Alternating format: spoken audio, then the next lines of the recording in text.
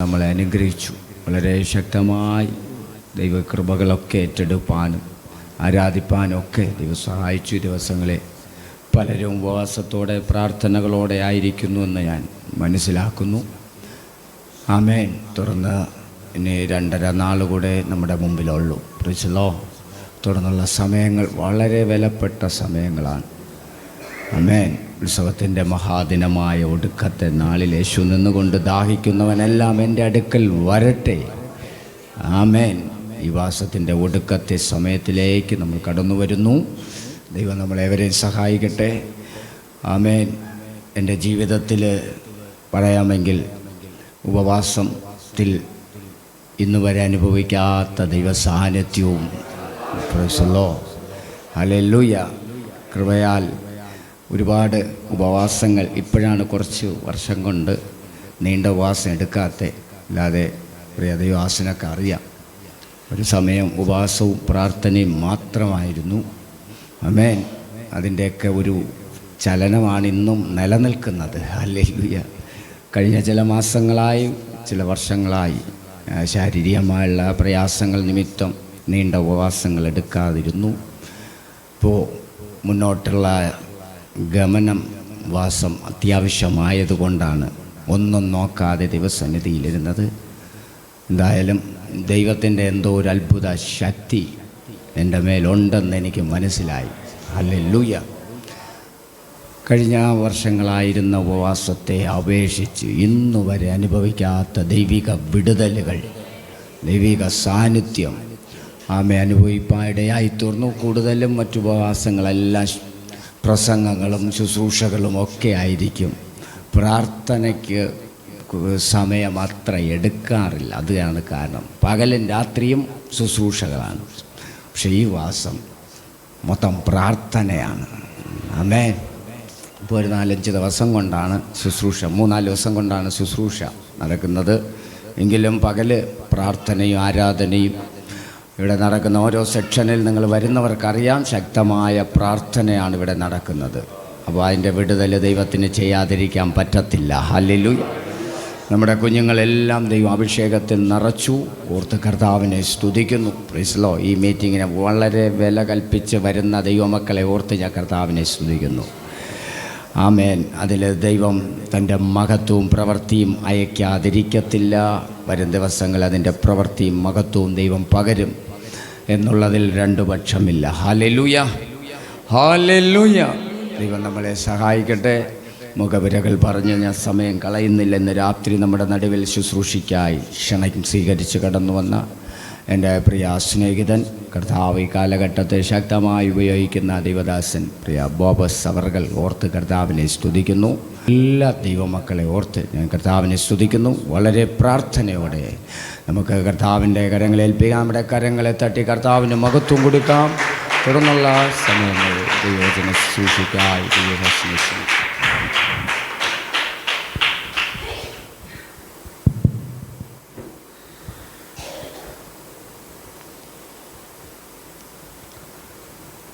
ഈ രാത്രിയിലെ ദൈവവചന ധ്യാനത്തിന് കൊലോസ്യ ലേഖനം 3-ാം അധ്യായം അതിൻ്റെ 1 മുതൽ 4 വരെയുള്ള വാക്യങ്ങൾ വായിച്ചു കേൾപ്പിക്കാം. കൊലോസ്യ ലേഖനം 3-ാം അധ്യായം 1 മുതൽ 4 വരെയുള്ള വാക്യം.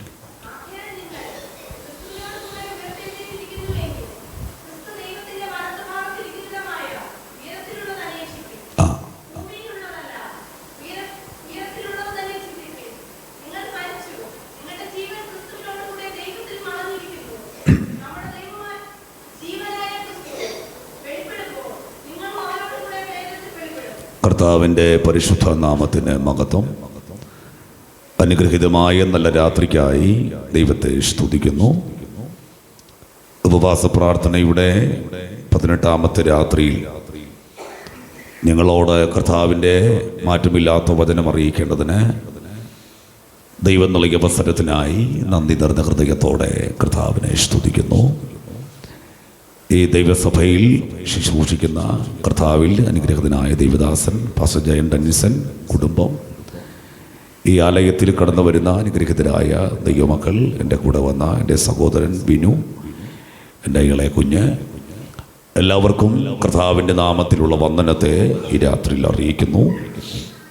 കഴിഞ്ഞ 17 ദിവസങ്ങളിലും ദൈവത്തിൻ്റെ മഹത്വമുള്ള സാന്നിധ്യവും കൃപയും അനുഭവിക്കേണ്ടതിന് ദൈവം നിങ്ങൾക്ക് കൃപ നൽകി. ഈ രാത്രി ദൈവം നമ്മെ ക്ഷമത്തോടെ കൊണ്ടുവന്നതോർത്ത് ദൈവത്തിന് സ്തോത്രം.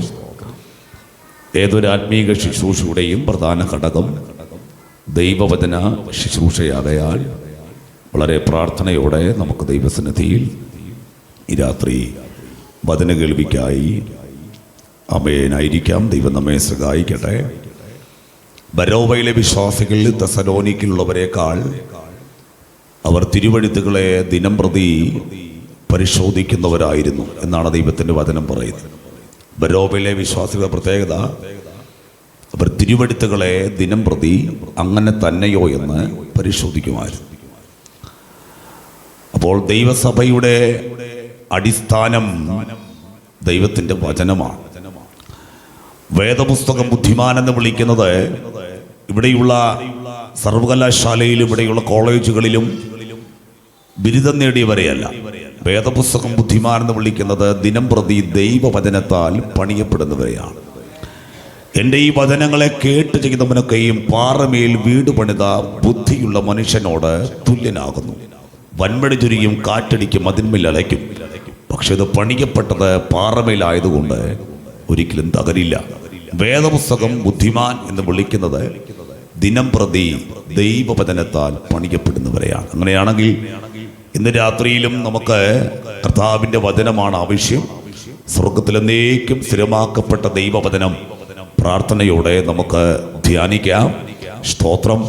ദൈവത്തിൻ്റെ വചനത്തിലൂടെയാണ് ദൈവം നമുക്ക് വിടുതൽ നൽകുന്നത്, സൗഖ്യം നൽകുന്നത്, നമ്മുടെ മുറിവുകൾ കെട്ടപ്പെടുന്നത്, പ്രത്യാശകൾ നിറയുന്നത് ദൈവവചനത്തിലൂടെയാണ്. ആ വചനം ഇന്ന് രാത്രിയിലും പ്രാർത്ഥനയോടെ കേൾക്കുവാൻ ദൈവം നൽകിയ അവസരത്തിന് കൈകൾ ഉയർത്തി ദൈവത്തിന് സ്തോത്രം പറയാ. ശക്തിയോടെ ഹല്ലേലൂയ. കർത്താവ് നമ്മെ സഹായിക്കട്ടെ. പ്രാർത്ഥനയ്ക്കായി തലകളെ വണക്കാം. ഒരുമിച്ച് നമുക്ക് ദൈവത്തോട് പ്രാർത്ഥിക്കാം. എല്ലാ ദൈവമക്കളും നന്ദി നിറഞ്ഞ ഹൃദയത്തോടെ കർത്താവിന് സ്തോത്രം. എല്ലാ ദൈവമക്കളും സ്തോത്രം ചെയ്താട്ടെ. നന്ദിയോടെ ദൈവത്തിന് സ്തോത്രം. എല്ലാവരും സ്തോത്രം ചെയ്യാം. ഹല്ലേലൂയ. നന്ദിയോടെ ദൈവത്തെ സ്തുതിക്കുക. എല്ലാ ദൈവമക്കളും അധരങ്ങൾ തുറന്ന് അല്പസമയങ്ങൾ ശക്തിയോടെ ദൈവത്തിന് ആരാധന കൊടുക്കാം. ഈ രാത്രി ദൈവം നമ്മെ ക്ഷമത്തോടെ കൊണ്ടുവന്നതിനാൽ, നമ്മുടെ മേൽ പകർന്ന ദൈവകൃപയ്ക്കായി, ദൈവ സാന്നിധ്യത്തിനായി ഈ രാത്രി അധരങ്ങളെ ചലിപ്പിച്ച് അല്പസമയം ആരാധന കൊടുക്കാം. ആരാധനയുടെ ശബ്ദം ഉയരട്ടെ.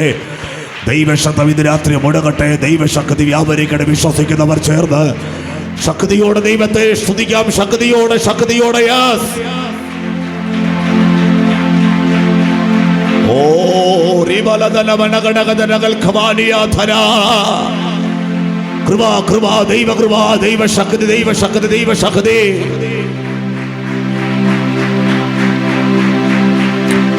ദൈവ സാന്നിധ്യം ഇന്ന് രാത്രി ശരീരത്തിൽ അനുഭവിക്കുന്ന ദൈവത്തെ സ്തുതിക്കേ. ഈ അത്യന്ത ഞങ്ങളുടെ സ്വന്തമെന്നല്ല, ദൈവത്തിന് ദാനമായി ഞങ്ങളുടെ മനുഷ്യരീയത്തിൽ വ്യാപരിക്കുകയാണ്. എല്ലാ നിരാശകളും മാറട്ടെ, എല്ലാ ഭാരങ്ങളും മാറട്ടെ, എല്ലാ കെട്ടുകളും കെടുതികളും അഴിയട്ടെ. ദൈവശക്തിയാത്ത ശരീരത്തിൽ വ്യാപരിക്കട്ടെ. എല്ലാ മാനസിക ഡിപ്രഷനും മാറട്ടെ. ദൈവകൃപ ശരീരത്തിൽ വ്യാപരിക്കട്ടെ.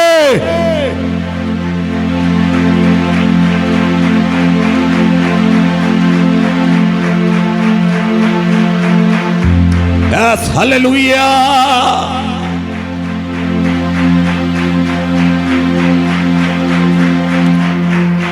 Jesus, hallelujah. സ്നേഹമാം ദൈവമേ, നീ എന്നിൽ അനുദിനവും വളരേണമേ, ഞാനോ കുറയേണമേ. സ്നേഹമാം ദൈവമേ, നീ എന്നിൽ അനുദിനവും വളരേണമേ, ഞാനോ കുറയേണമേ. ക്രൂശിൽ നിന്നും പാഞ്ഞൊഴുകിയിടുന്ന ദൈവസ്നേഹത്തിൻ വൻ കൃപയെ ഒഴുകി ഒഴുകി അടിയനിൽ പെരുകേണമേ. സ്നേഹസാഗരമാ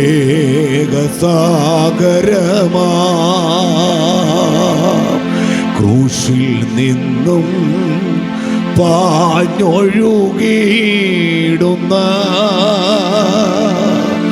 ദൈവസ്നേഹത്തിൻ വൻ കൃപയെ ഒഴുകി ഒഴുകി അടിയനിൽ പെരുകേണമേ. സ്നേഹസാഗർ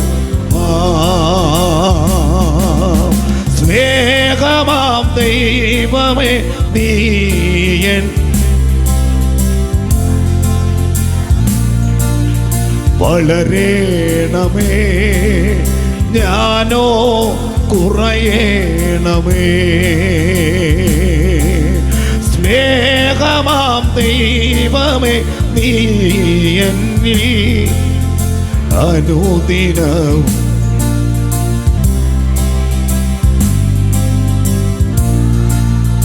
കുറയേണമേ. ദൈവസ്നേഹം എന്നെയും തേടി വന്നു, നിത്യമാം സൗഭാഗ്യം തന്നുവല്ലോ. ദീനനെന്നെ മെനഞ്ഞല്ലോ കർത്താവിനായി, പാനപാത്രവതായി.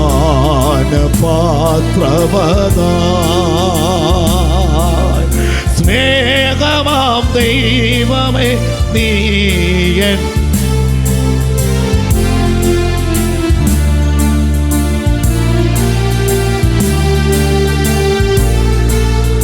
കുറയേണമേ.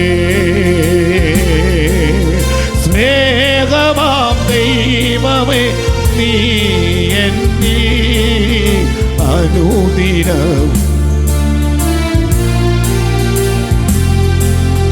ഞാനോ കുറയേണമേ. സ്നേഹമാം ദൈവമേ നീ എന്നിൽ അനുദിനവും വളരേണമേ. ഞാനോ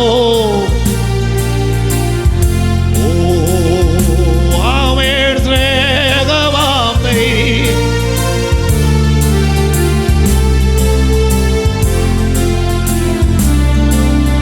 വളരേണമേ.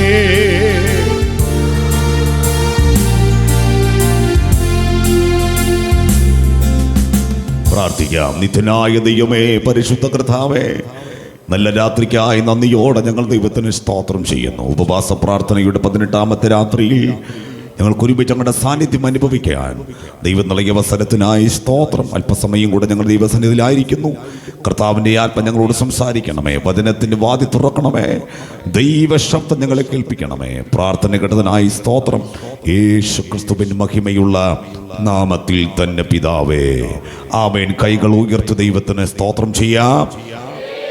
Hallelujah, hallelujah. ദൈവം നമ്മെ സഹായിക്കട്ടെ. പ്രാർത്ഥനയോടെ നമുക്ക് ദൈവവചനം ധ്യാനിക്കാം. കൊലോസ്യ ലേഖനം 3-ാം അധ്യായം അതിൻ്റെ 1 മുതൽ 4 വരെയുള്ള വാക്യങ്ങൾ ഒരു പ്രാവശ്യം കൂടെ നമ്മെ വായിച്ച് കേൾപ്പിക്കാം.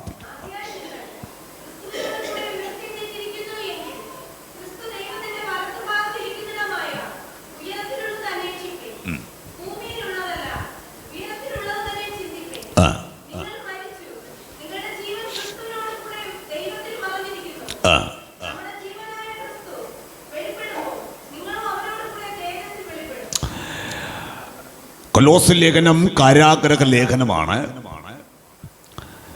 കാരാഗ്രഹത്തിന്റെ അകത്ത് കിടന്നുകൊണ്ട് ഒരു മനുഷ്യൻ ഒരിക്കലും പറയുവാൻ സാധ്യതയില്ലാത്ത വിഷയങ്ങൾ അപ്പോസ്തലനായ പൗലോസ് ഈ ലേഖനത്തിൽ ഉൾപ്പെടുത്തിയിരിക്കുകയാണ്.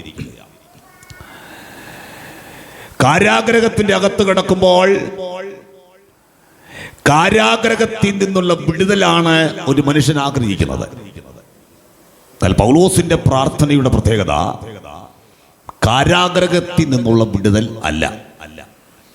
കാരാഗ്രഹത്തിന്റെ വാതിൽ തുറക്കാനുള്ള പ്രാർത്ഥനയ്ക്കല്ല സഭയോട് പൗലോസ് അപേക്ഷിക്കുന്നത്. കാരാഗ്രഹത്തിന്റെ വാതിൽ തുറന്നില്ലെങ്കിലും എനിക്ക് വിഷയമുള്ള കാര്യമല്ല. എനിക്ക് ബന്ധനകാരണമായ ക്രിസ്തു എന്ന മർമ്മത്തെ അറിയിക്കേണ്ടതിന് നിങ്ങൾ ഞങ്ങൾക്ക് വേണ്ടി പ്രാർത്ഥിക്കണം. പ്രാർത്ഥിക്കേണ്ടത് കാരാഗ്രഹത്തിന് വാതിൽ തുറക്കാനല്ല, ഞങ്ങൾക്ക് വേണ്ടി തുറക്കേണ്ട വാതിൽ വചനത്തിന്റെ വാതിലാണ്. Price the Lord. അപ്പോൾ നമുക്ക് വേണ്ടി തുറക്കേണ്ട വാതിൽ ഏതാണ്? ഭൗതികമായ നന്മയുടേതല്ല. ബന്ധന കാരണമാരാ? അത് ക്രിസ്തുവാണ്. ഞാൻ ആത്മാവിൽ ബന്ധിക്കപ്പെട്ടവനായി യെരൂശലേമിലേക്ക് പോകുന്നു എന്ന് പൗലോസ് അപ്പോസ്തലപ്രവൃത്തിയിൽ പറയുന്നു. അപ്പൊ രണ്ട് ബന്ധനങ്ങളാണ് പ്രധാനമായും ക്രിസ്തുവിനെ സേവിക്കുമ്പോൾ ഉണ്ടാകുന്നത്. ഒന്ന്, നാം ക്രിസ്തുവിന്റെ സ്നേഹത്താൽ ബന്ധിക്കപ്പെടുന്നു. രണ്ട്, ആത്മാവിൽ നാം ബന്ധിക്കപ്പെടുന്നു. ഏറ്റവും വലിയ ബന്ധനം പാപമെന്ന ബന്ധനമായിരുന്നു. അപ്പോൾ നാശകരമായ കുഴിയിൽ നിന്നും കുഴഞ്ഞ ചേറ്റിൽ നിന്നും അവൻ നമ്മെ കരകയറ്റി നമ്മുടെ ഗമനത്തെ സ്ഥിരമാക്കി നമ്മുടെ കാലുകളെ ഉറപ്പുള്ള പാറമേൽ നിർത്തി പാപമെന്ന ആ ബന്ധനത്തിൽ നിന്ന് നമ്മെ വിടുവിച്ചിട്ട് അവയെ ക്രിസ്തുവിനെ ആഴമായി നാം അറിയുമ്പോൾ നമുക്ക് ലഭിക്കുന്ന ഉണ്ടാകുന്ന ബന്ധം രണ്ടു വിധത്തിലാണ്. ഒന്ന്, ക്രിസ്തുവിന്റെ സ്നേഹത്താൽ.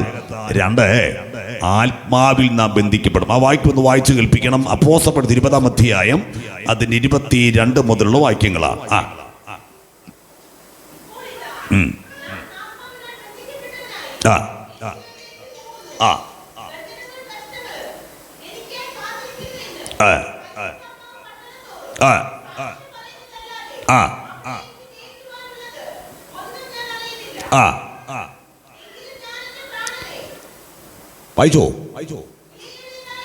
എങ്കിലും ഞാൻ എൻ്റെ പ്രാണനെ വിലയേറിയതായി എണ്ണുന്നില്ല.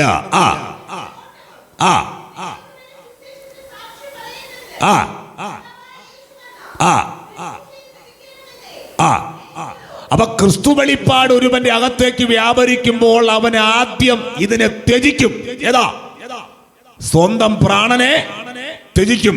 ഞാൻ എൻ്റെ പ്രാണനെ വിലയേറിയതായി എണ്ണുന്നില്ല. എനിക്ക് ഒറ്റ ലക്ഷ്യം മാത്രമേ ഉള്ളൂ. എന്നെ കർത്താവ് ഏൽപ്പിച്ച ശുശ്രൂഷ എനിക്ക് തികച്ചു വേണം മരിക്കാൻ. എത്ര പേർക്ക് ഇന്ന് രാത്രിയിൽ ദൈവത്തിന് സ്തോത്രം ചെയ്യാൻ കഴിയുന്നുണ്ട്? ആമേ. ശുശ്രൂഷ പലരും ആരംഭിച്ചിട്ടുണ്ട്, പക്ഷേ പലർക്കും തികയ്ക്കാൻ പറ്റിയിട്ടില്ല. ഇന്ന് രാത്രിയിൽ അകത്ത് ക്രിസ്തു വെളിപ്പാട് പ്രാപിച്ചൊരു ദൈവഭക്തന് ആത്മാവിൽ പറയുവാൻ കഴിയുന്നത് ഒറ്റ കാര്യം മാത്രമേ ഉള്ളൂ. എന്റെ കർത്താവ് എന്നെ ഏൽപ്പിച്ച ശുശ്രൂഷ എനിക്ക് തികച്ചു വേണം മരിക്കാൻ. പ്രത്യാശകത്തുള്ള ഈ മക്കൾ രാത്രിയിൽ ശക്തിയോടെ ദൈവത്തിന് ആരാധന കൊടുക്കാം.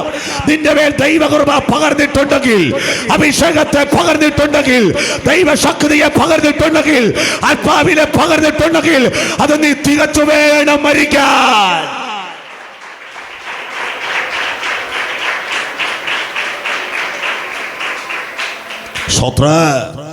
അതുകൊണ്ടാണ് അഗബോസ് എന്ന് പറയുന്ന പ്രവാചകൻ യെരൂശലേമിൽ പാർക്കുമ്പോൾ അവൻ പൗലോസിനോട് ദൂത് പറയാൻ, ഫിലിപ്പോസിന് വീട്ടിൽ പാർക്കുന്ന പൗലോസിന്റെ അടുത്ത് ദൂത് പറയാൻ അഗബോസ് യെരൂശലേമിൽ നിന്ന് വരികയാണ്. യെരൂശലേമിൽ നിന്ന് വന്നിട്ട് പൗലോസിന്റെ അടുക്കൽ വന്ന് പൗലോസിന്റെ പക്കൽ നിന്ന് അരക്കച്ച വാങ്ങി തന്റെ കൈകാലുകളെ കെട്ടിയതിനു ശേഷം പൗലോസിന് അഗബോസ് ദൂത് പറയുകയാണ്, ഈ അരക്കച്ചയുടെ ഉടമസ്ഥനെ യെരൂശലേമിൽ ബന്ധിക്കപ്പെട്ടവനായി കൊണ്ടുപോകും. ഈ ദൂത് പറയുമ്പോൾ കൂട്ടു സഹോദരന്മാര് പറഞ്ഞു, അങ്ങനെ ഒരു പ്രതിസന്ധി യെരൂശലേമിൽ ഉണ്ടെങ്കിൽ തൽക്കാലം എന്ത് ചെയ്യണ്ട, യെരൂശലേമിലേക്ക് പോകണ്ട. അത് ഹൃദയബന്ധത്തിലും ആത്മബന്ധത്തിലും പറഞ്ഞ കാര്യമാണ്. അങ്ങനെ പൗലോസ് മരിക്കാൻ അവരെന്ത് ചെയ്യുന്നില്ല, ആഗ്രഹിക്കുന്നില്ല. ബന്ധിക്കപ്പെടുവാൻ ആഗ്രഹിക്കുന്നില്ല. പ്രതിസന്ധി ഉണ്ടെങ്കിൽ തൽക്കാലം യെരൂശലേമിലേക്ക് പോകണ്ട. പോകണ്ട. ആമേൻ. അഗബോസിന്റെ പ്രവചനം എന്താ? ഈ അരക്കച്ചയുടെ ഉടമസ്ഥനെ യെരുശലേമിൽ ബന്ധിക്കപ്പെട്ടവനായി കൊണ്ടുപോകും. ഇത് കേട്ട് പൗലോസ് നിരാശപ്പെടുകയില്ല. അഗബോസ് ഏത് പ്രവചനം പറഞ്ഞോ ആ പ്രവചനത്തിന്റെ മുകളിലായിരുന്നു പൗലോസിന്റെ വെളിപ്പാട്. പൗലോസ് പറഞ്ഞത് യെരുശലേമിൽ ബന്ധിക്കപ്പെടാൻ മാത്രമല്ല, അവിടെ യേശുവിന്റെ നാമത്തിന് വേണ്ടി ഞാൻ മരിക്കാനും തയ്യാറാണ്. ഇന്ന് രാത്രി അകത്ത് വെളിപ്പാട് പ്രാപിച്ചവന് സ്വന്തം ജീവൻ വിഷയമല്ല, സ്വന്തം പ്രാണൻ വിഷയമല്ല. അവൻ യേശുവിന്റെ നാമത്തിന് വേണ്ടി സ്വന്തം ജീവനെ പോലും കൊടുത്തുകൊണ്ട് ദൈവകൃപയുടെ സുവിശേഷത്തിന് വേണ്ടി അന്ത്യം വരെ പോരാടാനുള്ള ദൈവശക്തിയാണ് ഈ രാത്രി നാം പ്രാപിച്ചിരിക്കുന്നത്. അത് ബോധ്യമുള്ള ദൈവമക്കൾ ദൈവത്തിന് ആരാധന കൊടുക്കുക.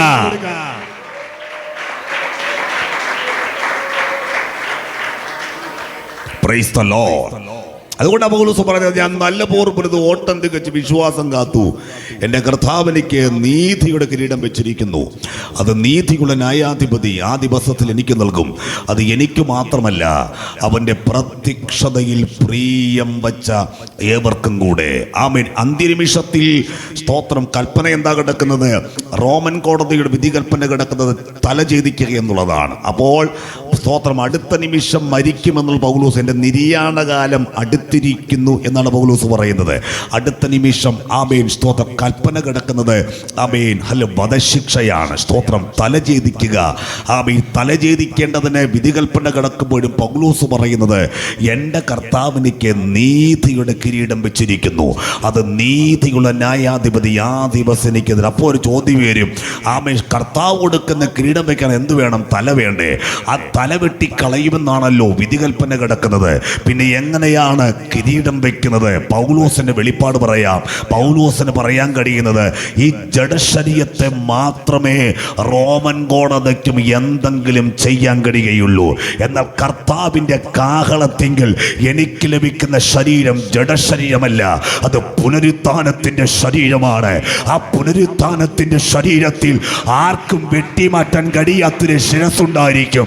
ആ ശിരസിൽ എൻ്റെ കർത്താവ് എനിക്ക് ആമേൻ നീതിയുടെ കിരീടം വെച്ചു തരുമെന്നുള്ള പ്രത്യാശയാണ് ഇന്ന് രാത്രിയിൽ പൗലോസിനെ ഭരിച്ചതെങ്കിൽ. പ്രതിസന്ധി എത്ര കടന്നു വന്നാലും, കൊടുങ്കാറ്റ് പോലെ വീശിയാലും, പേമാരി പോലെ ഉയർന്നു വന്നാലും, നിന്റെ മേൽ പകർന്ന ദൈവകൃപയെ അത് ബാധിക്കരുത്.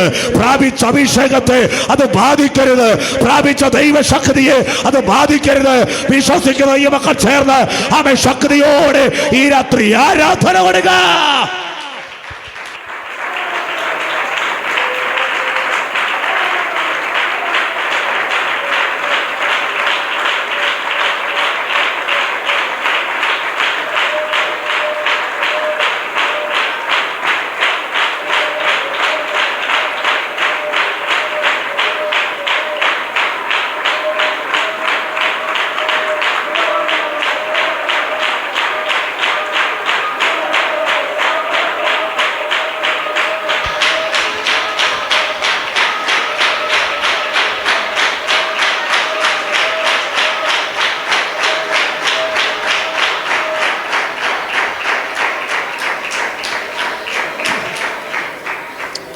മാനുഷികമായ ഒരു അധികാരങ്ങൾക്കും ശക്തികൾക്കും ഒരു ദൈവഭക്തന്റെ മേൽ പകർന്നിരിക്കുന്ന ദൈവശക്തിയെ കെടുത്താൻ കഴിയില്ല.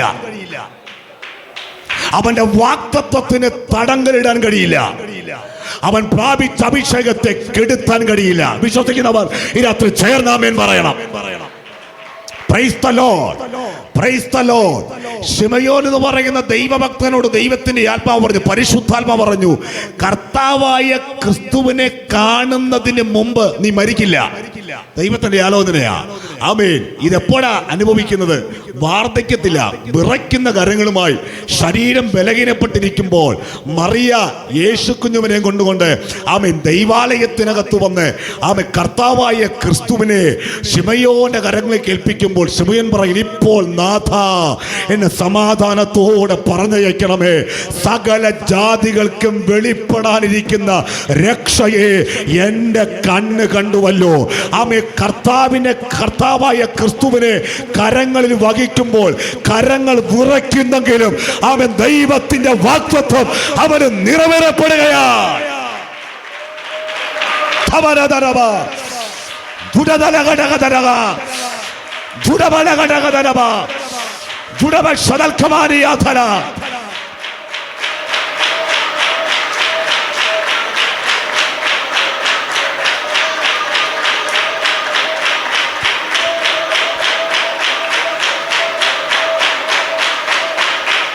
ആത്മാവിൽ രാത്രി ദൈവത്തെ മക്കൾ ആരാധിക്കട്ടെ.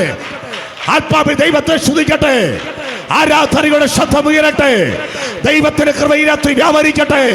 പ്രതിസന്ധികൾക്കും കൊടുങ്കാറ്റുകൾക്കും നീ പ്രാപിച്ച ദൈവകൃപയെ കെടുത്താൻ കഴിയില്ല. വിശ്വസിക്കുന്നവർ ചേർന്ന് ഈ രാത്രി ആത്മാവിൽ ആരാധിക്കുക.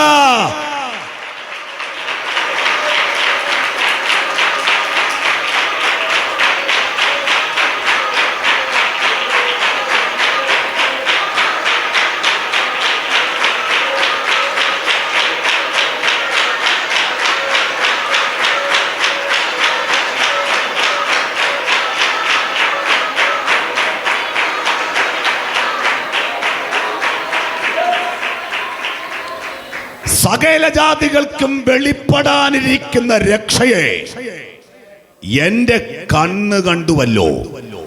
ഇനി സമാധാനത്തോടെ എനിക്ക് മരിക്കാം. കാര്യമെന്താ? പരിശുദ്ധാത്മാവ് എന്നോട് പറഞ്ഞ ഈ ആലോചന ഞാൻ കണ്ടിരിക്കുന്നു. കൈകൾ വിറയ്ക്കുന്നെങ്കിലും, ശരീരം ബലഹീനപ്പെട്ടെങ്കിലും, സ്തോത്രം വാർദ്ധക്യ സഹജമായെങ്കിലും ദൈവത്തിന്റെ ആലോചന ആമേ തന്റെ ഭക്തന്റെ മേൽ ദൈവം നിവർത്തിക്കുകയാണ്. അങ്ങനെയാണെങ്കിൽ നാം പ്രാപിച്ച ദൈവകൃപയെ കെടുത്താൻ ആമേ നമുക്കെതിരെ ഉയർന്നു വരുന്ന ഒരു ശക്തിക്കും കഴിയത്തില്ല എന്ന് ഈ രാത്രി ദൈവമക്കൾ തിരിച്ചറിഞ്ഞിരിക്കണം.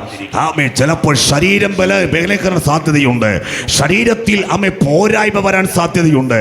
രോഗത്തിന്റെ അവസ്ഥ വരാൻ സാധ്യത. പക്ഷെ ദൈവത്തിന്റെ ആലോചന ദൈവം നിന്നിൽ നിവർത്തിക്കുവാൻ കഴിവുള്ളവനാണ്. വിശ്വസിക്കുന്ന ദൈവമക്കൾ ചേർന്ന് കർത്താവിന് സ്തോത്രം ചെയ്യുക. അത് നിനക്കെതിരെ എത്രത്തോളം പത്തി വിരിഞ്ഞാടിയാലും ഈ രാത്രി ദൈവാത്മാവ് പറയുന്നത് അവ എത്ര പ്രതിസന്ധിയുടെ കൊടുങ്കാറ്റുകൾ ഈ രാത്രി അതിവീശിയാലും ദൈവത്തിന്റെ ആലോചന കൂടാരത്തിനകത്ത് കർത്താവ് നിവർത്തിക്കുവാൻ ഈ രാത്രി കഴിവുള്ളവനെന്ന് ദൈവാത്മാവ് ആലോചന പറയുന്നു.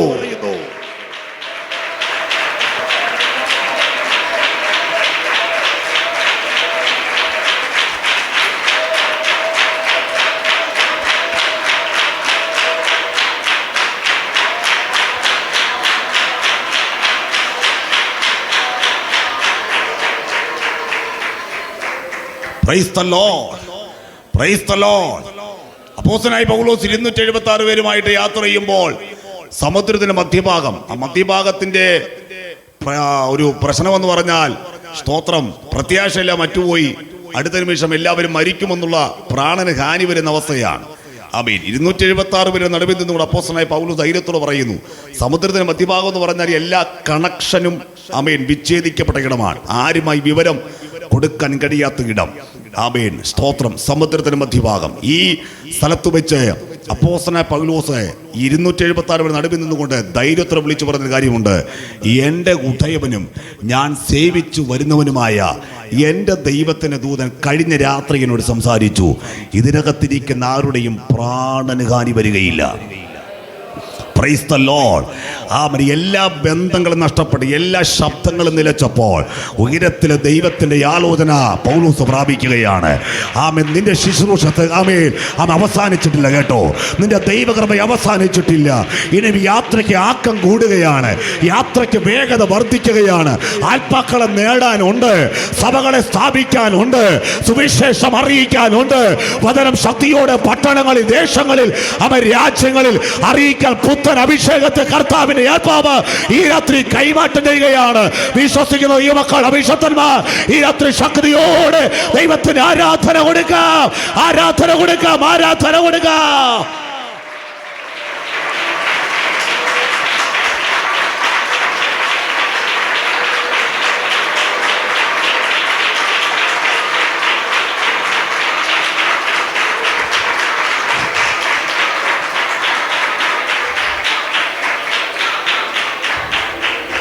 ഹല്ലേലൂയ. ചില ഭാഗത്ത് ദൈവം വാതിൽ അടയ്ക്കും, അടയ്ക്കുന്നത് മറുഭാഗത്ത് തുറക്കാനാ. ആസിയിൽ ദൈവവചനം പ്രസംഗിക്കരുന്ന പരിശുദ്ധാത്മാവ് വിലക്കി. നമ്മൾ വിചാരിക്കുന്ന വിലക്കുന്ന മൊത്തം ആരെന്നാ? പിഴായെന്നാ? അല്ല, ദൈവാത്മാവ് ചില മേഖലയിൽ വിലക്കും. ആസിയിൽ ദൈവവചനം പ്രസംഗിക്കരുതെന്ന് പരിശുദ്ധാത്മാവ് വിലക്കി. അപ്പൊ ദൈവാത്മാവ് വിലക്കുന്നതും പിശാച് വിലക്കും അറിയാനുള്ള ദൈവകൃപ, മനസ്സിലാക്കാനുള്ള ദൈവകൃപ ആർക്കുണ്ടായിരുന്നു?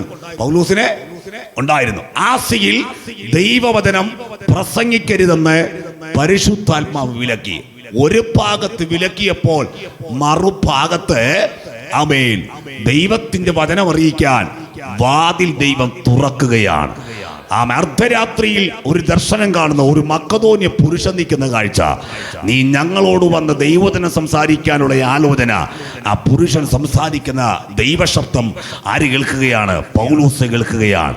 ആസിയിൽ ആമെ തടഞ്ഞുവെങ്കിലും മറുഭാഗത്ത് ദൈവം തുറക്കുകയാണ്. വിശ്വസിക്കുന്ന ദൈവമക്കൾക്കായി ഈ രാത്രി ദൈവത്തിന് സ്തോത്രം ചെയ്യുന്നു. ഒരു വ്യക്തിയുടെ വിടുതലിന് വേണ്ടി, ഒരു വ്യക്തിയുടെ മാനസാന്തരത്തിന് വേണ്ടി കർത്താവിന്റെ ആത്മാവ് സുവിശേഷം അറിയിക്കാൻ വാതിൽ തുറന്നിടുകയാണ്.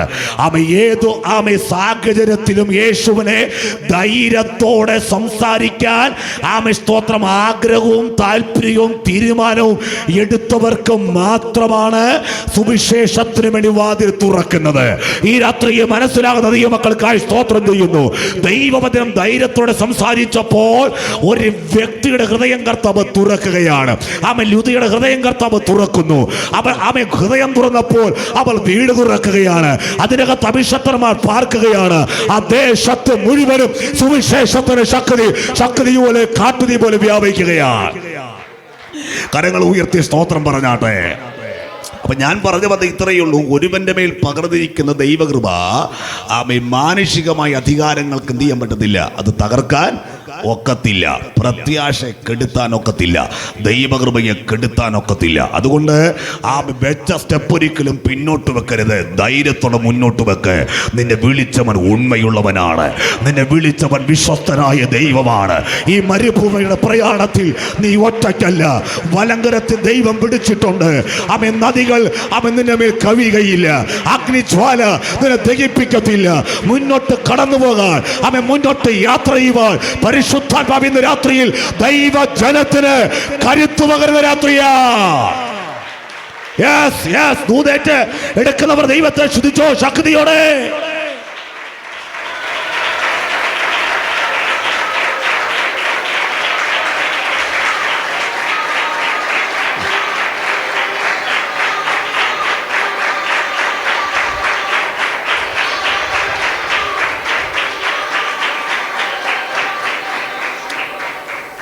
Praise the Lord.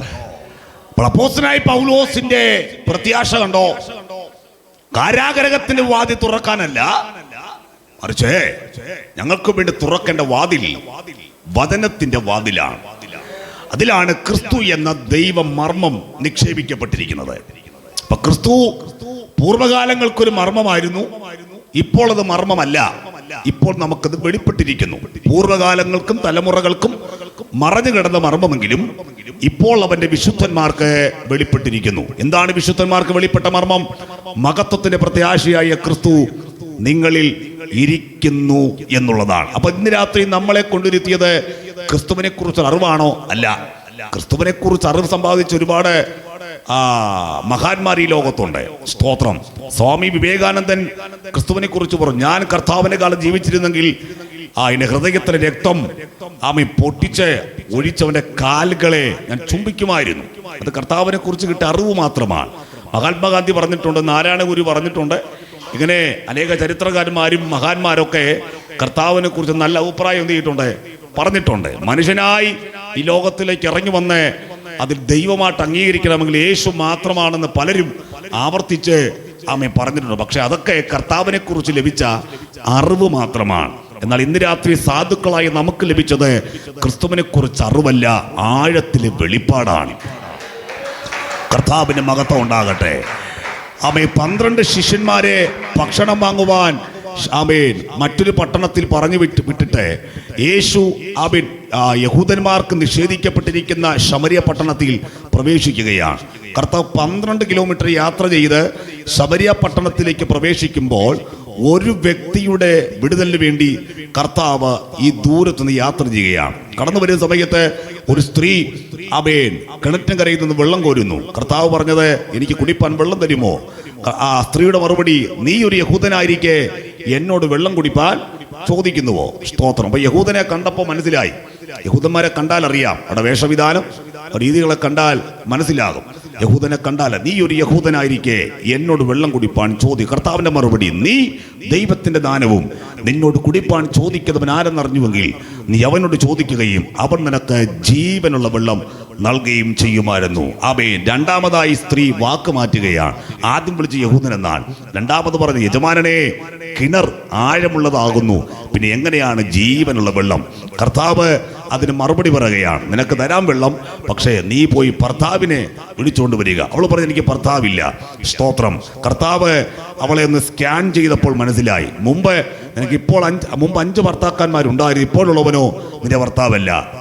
ജീവിതത്തിൽ അവൾ രഹസ്യമായി വെച്ചിരിക്കുന്ന വിഷയം, മറ്റ് മനുഷ്യർക്കറിയാത്ത, വ്യക്തികൾക്കറിയാത്ത കാര്യം യേശുക്രിസ്തു കൃത്യമായി വെളിപ്പെടുത്തി കാണിച്ചപ്പോൾ അവൾ പറയുകയാണ്, നീ ഒരു പ്രവാചകനെന്ന് ഞാൻ കാണുന്നു. ആദ്യം കർത്താവിനെ കുറിച്ച് കിട്ടിയ അറിവ് മാത്രമാണ്, അത് യഹൂദൻ. 2 യജമാനൻ. 3 നീ ഒരു പ്രവാചകനെന്ന് ഞാൻ കാണുന്നു. അതിന്റെ അർത്ഥം കർത്താവിനെ കുറിച്ച് അവൾക്കൊരു തിരിച്ചറിവ് കിട്ടി. എൻ്റെ മുമ്പിൽ നിൽക്കുന്ന സാധാരണക്കാരനല്ല, ഇവനൊരു പ്രവാചകനാണ്. സത്യത്തിലും ആത്മാവിലുമുള്ള ആരാധനയെക്കുറിച്ച് ആഴത്തിൽ യേശുക്രിസ്തു സംസാരിക്കുമ്പോൾ അവൾ പറയുകയാണ്, എൻ്റെ മുമ്പിൽ നിൽക്കുന്നത് യഹൂദൻ മാത്രമല്ല, എൻ്റെ മുമ്പിൽ നിൽക്കുന്നത് യജമാനൻ മാത്രമല്ല, എൻ്റെ മുമ്പിൽ നിൽക്കുന്ന പ്രവാചകൻ മാത്രമല്ല, എൻ്റെ മുമ്പിൽ നിൽക്കുന്നത് സാക്ഷാൽ മശിഹയാകുന്നു. യഹൂദൻ എന്നുള്ളത് അറിവാണ്, യജമാൻ എന്നുള്ളത് അറിവാണ്, പ്രവാചകൻ എന്നുള്ളത് തിരിച്ചറിവാണ്. പക്ഷേ മശിഹ എന്നുള്ളത് അറിവല്ല, അത് ആഴത്തിൽ പ്രാപിച്ച് വെളിപ്പാടാകയാൻ ഞാൻ ദൈവത്തെ സ്തുതിക്കുകയാണ്. എല്ലാ വാതിലും മാനുഷികമായി അസ്തമിച്ചിട്ടും, എല്ലാ വാതിലും അടഞ്ഞുപോയിട്ടും, മനുഷ്യര് പ്രത്യാശ വെച്ച്, ആശ്രയം വെച്ച് എല്ലാം അസ്തമിച്ചു പോയിട്ടും ഇന്ന് രാത്രി നമുക്ക് ധൈര്യം പകർന്നത്, നമുക്ക് കരുത്തു പകർന്നത്, മുന്നോട്ട് പുറപ്പെടാൻ ആർജവം തന്നത് യേശുക്രിസ്തുവിനെ കുറിച്ചുള്ള അറിവല്ല, യേശുവിനെ കുറിച്ചുള്ള വെളിപ്പാടാകയാൽ ഞാൻ ദൈവത്തെ സ്തുതിക്കുകയാണ്. യേശുക്രിസ്തു എന്നത് അത് വെളിപ്പാടാണ്. സഭ അത് വെളിപ്പാടാണ്. ദൈവരാജ്യം അത് വെളിപ്പാടാണ്. സുവിശേഷം അത് വെളിപ്പാടാണ്. നിത്യത അത് വെളിപ്പാടാണ്. ആ വെളിപ്പാടകത്ത് പ്രാപിച്ച ദൈവമക്കൾ ഈ രാത്രി ദൈവത്തെ സ്തുതിക്കാം. ഇതൊന്നും അറിവല്ല, ആഴത്തിൽ പ്രാപിച്ച വെളിപ്പാടാകയാൽ ഞാൻ ദൈവത്തെ സ്തുതിക്കുന്നു.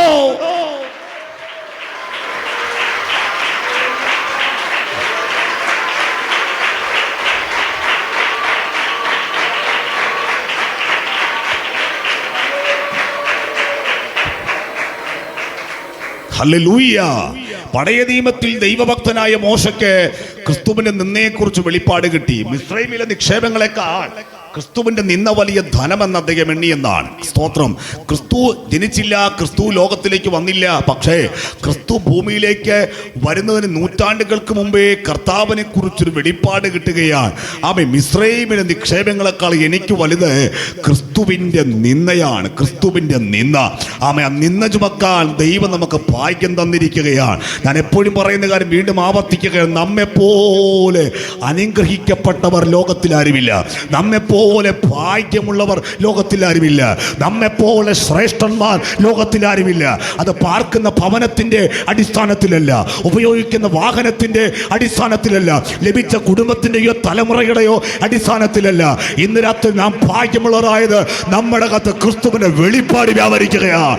ക്രിസ്തുവിന്റെ വെളിപ്പാട് വ്യാപരിക്കുകയാണ്. വിശ്വസിക്കുന്ന മക്കൾ ചേർന്ന കർത്താവിന് ശക്തിയോടെ ആരാധന കൊടുക്കുക. ശബ്ദമുയർത്ത ദൈവത്തെ സ്തുതിയ. കുഞ്ഞുങ്ങളൊക്കെ ദൈവത്തെ ആരാധിച്ച് ശക്തിയോടെ ആരാധിച്ച്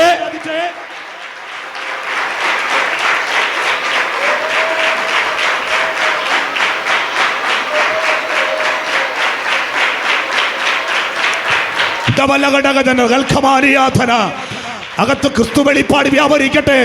ക്രിസ്തു വെളിപ്പാട് അകത്ത് വ്യാപരിക്കട്ടെ. അകത്ത് ക്രിസ്തു വെളിപ്പാട് വ്യാപരിക്കട്ടെ. യേശു ക്രിസ്തു മാത്രമാണ് രക്ഷകൻ. യേശു ക്രിസ്തു മാത്രമാണ് വീണ്ടെടുപ്പുകാരൻ. യേശു ക്രിസ്തു മാത്രമാണ് ഏക സത്യ ദൈവം. യേശു ക്രിസ്തു മാത്രമാണ് സാക്ഷാൽ മശിഹ.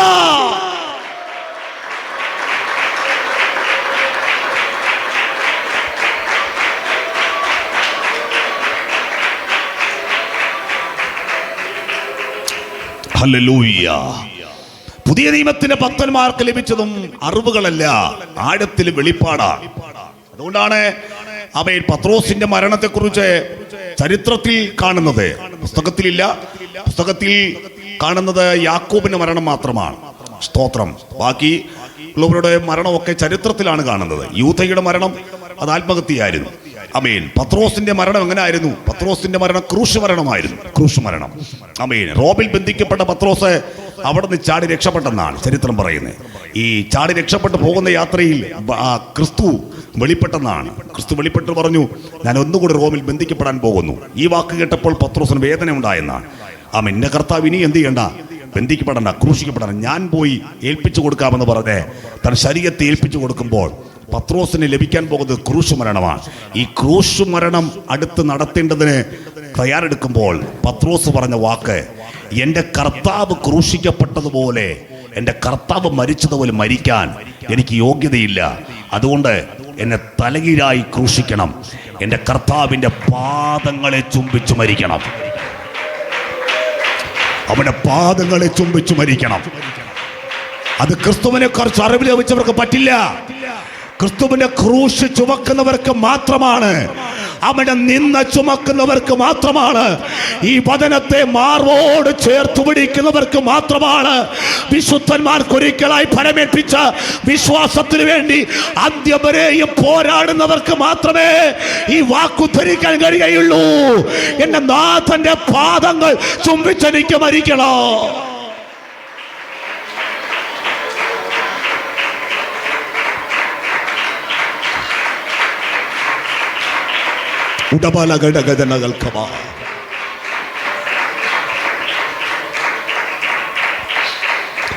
കർത്താവിന് മഹത്വം ഉണ്ടാകട്ടെ.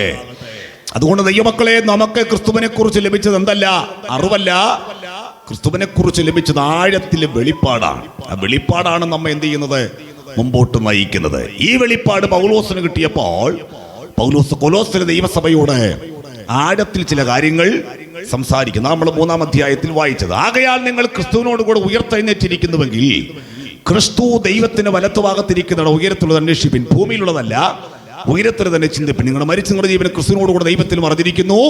നമ്മുടെ ജീവനായ ക്രിസ്തു വെളിപ്പെടുമ്പോൾ നിങ്ങൾ അവനോട് കൂടെ തേജസ്സിൽ വെളിപ്പെടും. ക്രിസ്തുവിനെ കുറിച്ച് 4 വാക്യത്തിൽ 4 പ്രാവശ്യം കാണുന്നു. അത് മുഴുവനും വിശദീകരിക്കാൻ സമയം പോരാ.